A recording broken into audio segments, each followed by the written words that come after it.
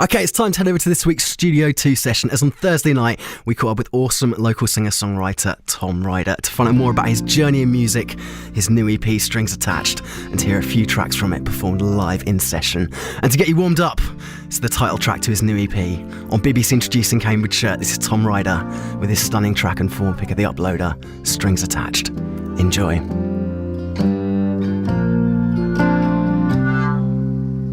It's pretty dark in this room. The bass pumps through my chest. Plenty of shots are consumed.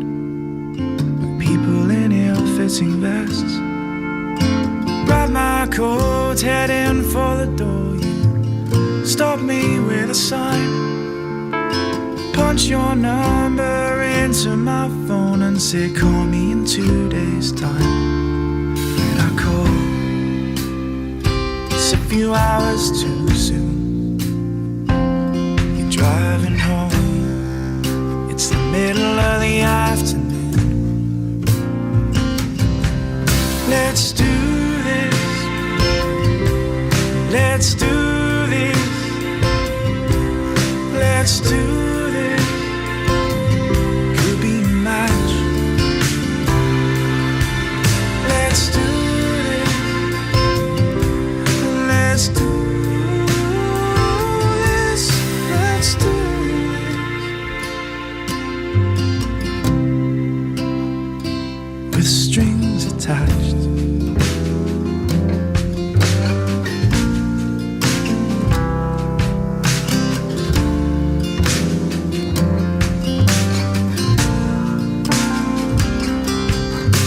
Making tactical delays in life. Messages sent. You got a small place of your own, and I've got a room to rent. Gotta address the work-life balance and attend to some things. I'm just here to let you know that I wanna attach some strings. When you call, I've been up all night. Wanna waste no more days. When I see the first light. Let's do this. Let's do this. Let's do this. Could be a match. Let's do this. Let's do this. Let's do this. With strings attached.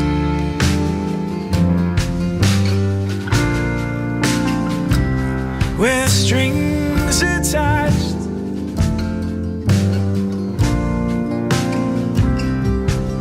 Let's do this.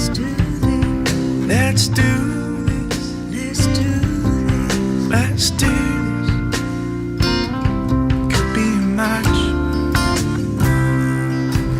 Let's do this. Let's do this. Let's do this. Let's do this.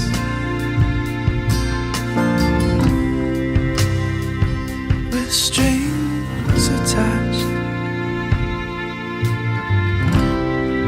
Oh, with strings attached.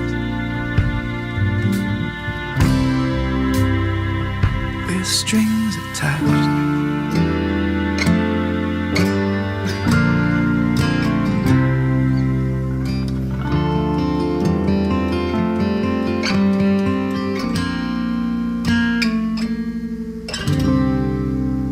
It's my pleasure to welcome in this week for Studio 2 session, all the way from the Essex-Cambridge border, it's Tom Ryder. Tom, it's great to have you in. Great to be in. Thanks for having me, Tom. Absolute pleasure. So let's start at the beginning. How did you first get into music and realise that that was your passion? I've always loved live music. In terms of playing it, I guess it started when I was 11 or 12. A guitar was bought for me from Argos, which sat on the shelf for a whole year. And a friend of my dad's kind of taught me very basically, but instead it wasn't a theoretical kind of method. It was more, I want to play songs. How do I play David Gray, Damien Rice? And it was kind of straight to the point rather than getting too caught up in the theory behind it, which was perfect for me. Yeah, definitely. Who were the acts for you who kind of really inspired you to start songwriting and develop as a musician? I was lucky in the early days playing at the Half Moon in Bishop Stortford to see people like Eric Roach and John Gomm live, acts that have gone on to amazing things. And Martin Joseph actually was an early influence. He came to amazing artist. Yeah, he came to played in my school when I was about year 8, and I think at the half time I turned around to my dad. I said, "Dad, what is that style of music he's playing?" And he said, "Well, I guess it's folk." And I said, "Oh, that's what I want to do." Yeah, I mean, what were your first experiences of actually getting out there and first starting to perform your tracks? I mean, was it just solo, or were you doing band stuff? Started performing in school. I was actually in a duo with my good friend Joe. We played in the pub when he was 13 and I was 14, so they managed to let us in, which was nice. And we went on to form a band which became known as the Kazans, and which is still active. We were together when we were about 16, so that would be nearly 12 years of playing now. And singer-songwriter wise, just felt that the kind of material I was writing was lending itself to a singer-songwriter type arrangement rather than perhaps a rock pop 4-piece arrangement. Yeah, I mean, what was that like for you when you kind of made those first steps over to being a solo artist rather than, as you say, when your starting point's working in a duo and then in a band? I think having that prior experience taught me a lot about kind of stagecraft and just being comfortable being on stage. I think that's one of the hardest lessons to learn, making that your home. There was one song in particular that I wrote called Silence Breaking Through Sound, which was influenced by my dad and my granddad both being diagnosed with cancer. And I thought, well, this doesn't sit logically on an album. It is a standalone song and should be treated as such. I got in contact with Dave Gerrard, who ended up producing this song, and we managed to get the likes of John Parker from Nizlopi on double bass. We had a bit of piano in there, viola, cello, all these instruments I hadn't worked with before. And when it got to the end of that process, I was like, that sounds like my sound, without even planning it. Kind of a big moment then in the realisation of where you wanted to push the whole Tom Ryder project forward. Definitely, that type of arrangement has pushed itself into the EP that I released this April, Strings Attached. Building on that, those types of arrangements, we added a bit of trumpet. Matt Roberts, who is Paloma Faith's trumpet player, played on the record as well, and we managed to get Robbie Nelson to mix it, who was involved with John Newman's debut, Birdie's debut, has just been in with Kasabian, and also won 2 Grammys for his work on Beck's album. So things had gone up a level. Yeah, definitely. I mean, you said you were talking about off air, and you're saying the Silence Breaking Through Sound single you released, it went on to be a single that was for charity, for Macmillan Cancer Support. I mean, that must have been great for you to be able to put that out and give something back to a charity that does so much for people and a cause that is so close to your heart as well. Yeah, we managed to raise £9,000, which was, I couldn't have envisaged that at the start of the project, and everyone from the charity was very supportive. We had a really nice launch night, and both my granddad and my dad were both able to be at the check presentation. Unfortunately, we lost my granddad about 2 weeks ago, and he fought a hard battle for 2 years, and that song will always be there now, whether it's a live performance, whether it's the recording was played at the funeral, and that will always have added impact now. But a lot of that, it did resonate with a lot of people. As you say, Macmillan are an amazing charity, and to have that running alongside a musical project did give it that bit of extra clout. Yeah, definitely. And I mean, you've come such a long way from your early beginnings. I mean, I was looking at some of the shows you've been performing at over the last year, and I mean, some of the things I noticed, I mean, there's a show where you were introduced by Chris Evans, of all people. How did that all come about? I'd heard that Chris was doing open mics at his pub. This was how it was branded, and I got in touch with the pub, and they said, no, we don't do open mics. And then I liked them on Facebook. A couple of days later, we're doing an open mic this Friday, and I phoned them up saying, what's going on? And they said, no, Chris, he just decides on a whim we're going to have this. So I drove down there in the rain round the M25 on a Friday. It took me about 3.5 hours to get down to Chiddingfold, auditioned in front of Chris, played a bit of Silence Breaking Through Sound, played Desk Job that's on the EP. I played about 2 lines of that, and he said, all right, you're on. And yeah, it was a little bit surreal. It was almost TFI Friday kind of feel, music being played in between the acts. Everyone's clapping along behind the bar, and it was a bit bizarre. And obviously some of the acts that played that night went on to play on Radio 2. One of them went on to TFI Friday, and it was a nice evening. Luke Friend, who was runner-up in X Factor, came down and played as well. But to have that MC'd by Chris and to be introduced by him was pretty cool, yeah. Yeah, definitely. And other gigs you've been performing, I noticed you've just been over to Poland for a gig. What was that like, getting out of the country and going somewhere completely new to perform your music? It was great. I mean, Poland's an amazing place, and it was through some friends I'd made in England who are Polish, and they ran a sort of gourmet dining company. So they hire out venues, people pay to have like 3 or 4 courses, and then on this occasion I was doing a concert at the end. And it was nice actually, because the original stuff was going down just as well as the covers. And it's actually quite a nice test to give your own material to people who aren't speaking your language. And I did someone requested the Spice Girls, so I did a bit of the Spice Girls. And then the floodgates kind of opened, and they thought, right, well, he can obviously play anything. So they're requesting like Polish traditional numbers. So I had to sort of draw the line there. But no, it was a really good evening. Fantastic. Well, look, we're going to talk a lot more about your new EP very shortly. But first, we're going to introduce your first Studio 2 session track for us now. Do you want to tell us a bit about this one before you let us know what you're going to play? Yeah, so this is a song called Blink. I'd usually write only on my own, but this was a song that I was struggling to finish, and my friend Charlie Turner, she came round and helped me, craft this song into what it is now. So this is Blink.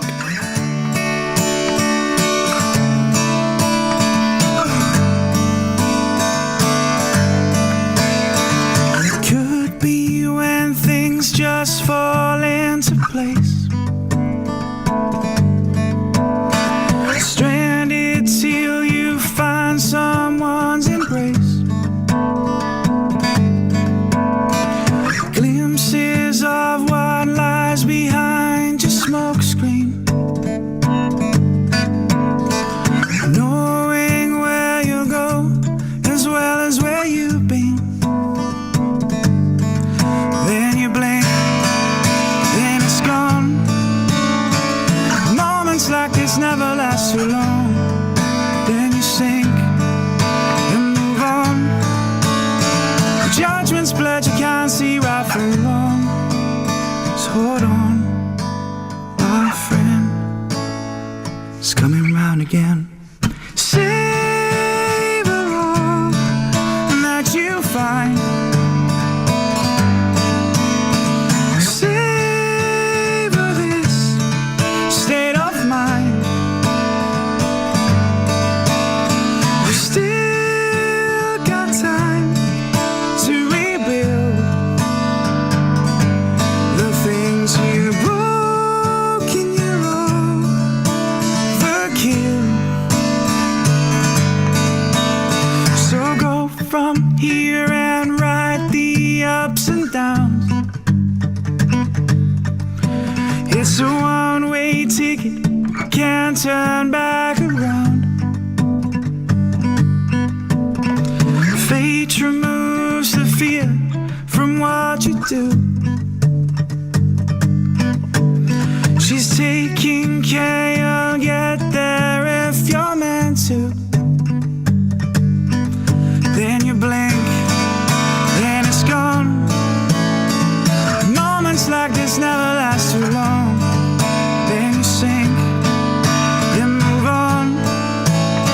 The judgment's blurred, you can't see right from wrong. So hold on, my friend, it's coming round again. Savor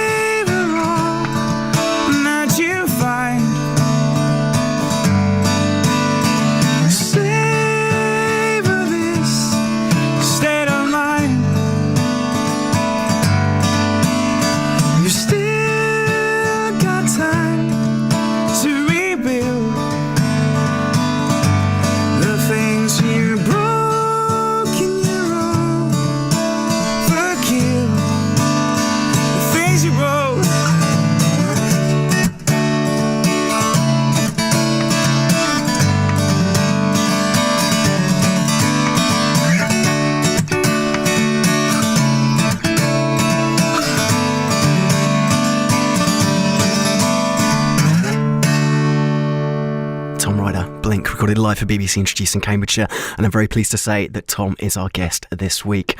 So, Tom, new EP, tell us about it. What was it like to get into the studio and start recording on this? You mentioned in the first part of the interview you had the opportunity to work with some fantastic artists on putting this EP together. Yeah, I mean, it was a long project. We probably started out in about September getting the guide tracks down and built up the drums, the bass and the guitars, and then finished off with some keys. We used the Rhodes keyboard, which I'd never really come across before, but that's really, we ended up using it a lot because it's really filled out the tracks quite nicely. And then we finished off with a bit of trumpet and Susanna Cork on backing vocals, which was really nice to have that sort of male-female interplay. Susanna, well, last year actually sang backing vocals for Belgium in Eurovision. Yeah. So kind of performed to like hundreds of millions of people. So yeah, it's nice to get people with that kind of talent on board. Yeah, and talking about people who are talented involved with the EP, you worked with Dave Gerrard, who's no stranger to this show, who produced the EP for you. What was that like? Because I mean, for me, whenever I meet Dave and I have a chat with Dave, he's just someone who has such a wealth of knowledge when it comes to music. I mean, having someone on board like that must have been incredible. Absolutely, and Dave was key to getting the talent in the studio. Tobias, the drummer, worked in the studio next door. He was familiar with John on double bass. Rachel, who played viola beautifully, is one of Dave's friends who's been on tours with him, etc. And Dave's just got a really calm manner in the studio. I think to give your best in the studio, you want it to feel as if it's not the studio. You want it to feel like your living room, and that's exactly the kind of vibe that Dave created, which, you know, enabled us to play our best. Yeah, definitely. And what do you think were the big differences with this EP, Strings Attached, to the previous EP that you put out, Impressions? What have been the big learning curves for you moving forward, do you think? Well, Impressions was more of it's kind of a collection of demos that was recorded in late 2013, and I did that with Rupert Matthews in Suffolk near Bury St Edmunds. And it was songs that I'd had knocking around for a while and that had been recorded in other formats, and that was just taking it back to guitar and vocal. So the progression to have just some guitar and vocal tracks to a click through to 4 fully arranged tracks, it was a massive difference. And I think with Impressions as well, that was all done in a day. It was done between 10 in the morning and 2:30 the next morning, and it was five finished songs. So I guess it's quite eye-opening when you see the work that goes into creating a full EP versus getting in a studio and playing some guitar and singing. Yeah, I mean, you talk about, you know, with your first EP, it was recorded in a very short space of time, vocals and guitar, and then in turn, you know, with this EP, you've had everything arranged and everything. What's that like as an artist to take a step back from it and then hear the finished EP and be like, wow, this is, you know, incredible to hear what's gone into it, you know? Well, I think when these guys are coming in, take someone like John on double bass, you know, he's asking me for my ideas, and I'm thinking, well, I'm not going to tell you how to play the double bass. You know, he's written a #1 single. He was responsible for the JCB song. Yeah, so I think it was about having what I sort of thought in my head, but at the same time allowing everyone to come in and express themselves and bring their own creativity to the table. So I think we've got a nice mix of inputs that have gone into the final product. So you've got a launch night planned with alongside Edward Alice and Suri on the 21st of May. Do you want to tell us a little bit more about that? So that's going to be at the Half Moon, which is where I started playing, as I say, with my friend Joe when we were like 13, 14. And it's nice to come full circle. And Edward Alice I'd come across at the Cambridge Folk Festival. We spent, I think, one late night and morning jamming till about 4 a.m. in the arena. Just there was about 20 of us, all sorts of instruments, ukuleles, guitars, fiddles, and you know, I've become very good friends with them, and they're a really entertaining bunch. And Suri is Susanna, who of course performed on my EP but is also making big waves in her own right as an artist. Yeah, anything special lined up for the launch night, or are you not allowed to say? Is it a secret? Well, I'm hoping that Susanna is going to join me to perform Strings Attached, which would be nice, just add a bit of piano and vocal, because there was things when I wrote that song with the vocal and that interplay that we've got on the EP that I didn't really anticipate, so that would be really nice to recreate that live. Another friend of mine, Greg Camburn, is a fantastic saxophonist, and he also plays the whistle, and he's going to jump up and join me for a few tracks as well. Awesome. So, I mean, what are the plans once the EP is kind of out, physical copies out, and you've done the launch? What are the plans for 2016 moving forward? What have you got lined up? Well, I've got a nice festival coming up on the 28th of May. I'm playing in Lechlade in the Cotswolds. There could well be some other things coming up in the summer. I mean, moving towards the autumn, I'm supporting Richard Digance at Hitchin Folk Club, which would be really nice. I've got appearances at Royston Folk Club coming up in the autumn as well. And yeah, I guess it's a case of, you know, putting this out and just seeing what opportunities arise. Music's one of those things you never quite know what's around the corner. I had Rod Stewart turn up at a gig I was playing at last year, literally out of nowhere, and ask me how my career's going and well done tonight, etc., etc. So I think in music, opportunities can crop up when you least expect them. I've also started working with Stu Hanna from Megson. Yeah. We're writing a couple of tracks together now, so hopefully I can perhaps hop on their tour. I don't know. I'm gonna float that idea to him. Yeah. But just gonna be doing a lot more writing and plenty of playing as well. Well, look, Tom, thank you so much for coming in and joining us. It's been a real pleasure to have you in the studios. And before you get introduced to your final Studio 2 session track, just a quick opportunity, if people want to come find out more, where can they find you online? So my website is tomaryder.com, so that's Ryder with a Y. It's just my name with the letter A in the middle.com. I'm on Twitter as Songrider. I'm on Facebook as Tom Ryder as well. Yeah. Excellent. Well, look, we're going to get to introduce your final Studio 2 session track for us now. Do you want to tell us a bit about this one before you introduce it? So this is a song called Sticking Point. It's the final track on the EP, and it's kind of about a situation where somebody literally stops you in your tracks and makes it difficult for you to get on with your life almost in the best possible way. It's a sticking point. Fantastic. Well, Tom, once again, thank you so much for coming and joining us. It's been a real pleasure. Thanks a lot, Tom.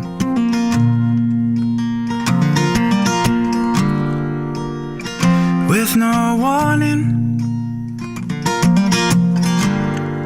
it arrives in the morning.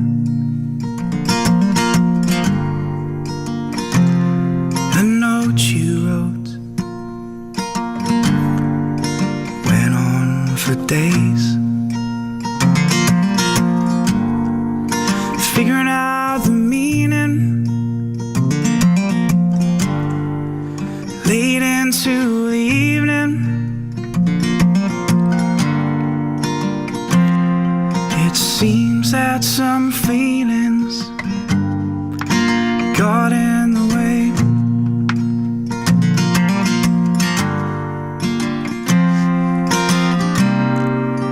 Distance seems so far. I leave the door ajar. You were always a sticking point. As life comes and goes, you're still the sticking point. And I can't let myself let you go.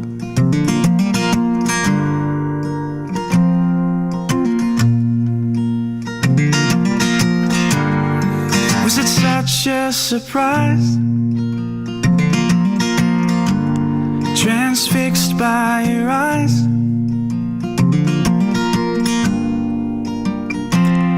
those talks on the platform as we made our way home.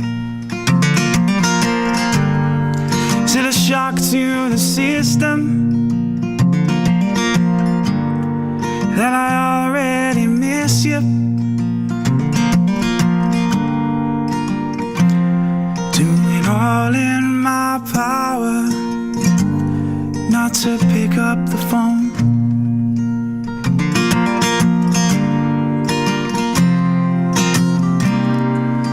Distance seems so far. I leave the door ajar, 'cause you were always a sticking point. As life comes and goes, the direction I seem to point, as time ebbs and flows, you're always a sticking point. And if you don't already know, you're still a sticking point. And I can't let myself let you go.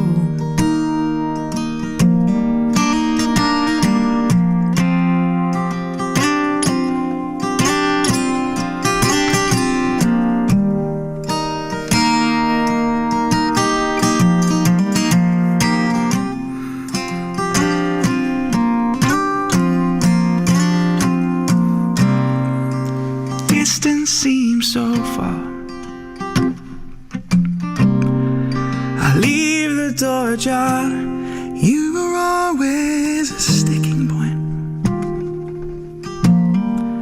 As life comes and goes, the direction I seem to point. As time ebbs and flows, you were always a sticking point. And if you don't already know, you're still the sticking point. But perhaps it's time I let you go. Tom Ryder, Sticking Point, recorded live for BBC Introducing Cambridgeshire on Thursday evening. And from all of us here, big thanks to Tom for joining us. It was a real pleasure to have him in. His latest EP, Strings Attached, available in digital format now. Right, still to come tonight between now and 9 p.m. Brand new music coming away from Ellie Dick.